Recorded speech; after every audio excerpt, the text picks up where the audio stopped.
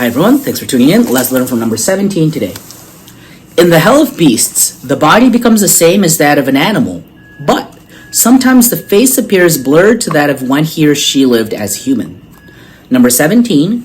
In the hell of beasts, the body becomes the same as that of an animal, but sometimes the face appears blurred to that of when he or she lived as human. Thank you, Master Okawa. Alright, so starting tomorrow from number 18 to number 40, it's going to be all the detailed different types of hell of beasts. But in general, what is it? What kind of a hell is it? Master has described to us here in the sentence that your body turns into an animal, which means you lose, I guess, the ability of being human. And however, sometimes the face blurs back to when it was a human. If you want to do a Google search, search Hell of Beasts Buddhism and go to images, you will be able to see a lot of paintings and pictures of that depicts what this hell is like. You see a horse with an animal face, you see a snake with a human face, a fox with a human face. It's just something that you do not want to turn into.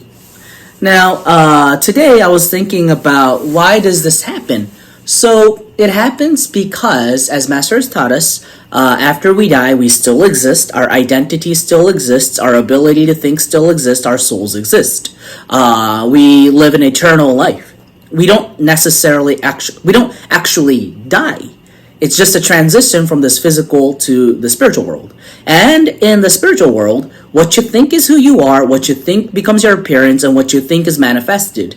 And so if you've lived your life like an animal, and that the consequence is that in the afterlife, you're going to be turned into an animal. And that makes a lot of sense. The laws of cause and effect, the laws of causality is extremely clear there and extremely fair. You reap what you sow. But then, why is that a hell? Why is it a hell?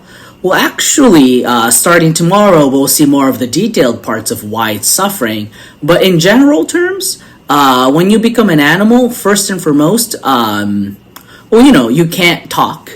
You won't be able to speak any languages, which means you have less freedom in expressing yourself. That's painful. I don't know if you've ever seen a child crying, but a lot of the times when you're raising a baby, the reasons why they cry is because they can't, they can't make the other person understand what they're thinking. They don't have the method to communicate, and they can't feel understood. That's one of the reasons why it's said that babies cry. So it's a pain. It is a huge pain to be stripped off such an important freedom that actually allowed us to be happy.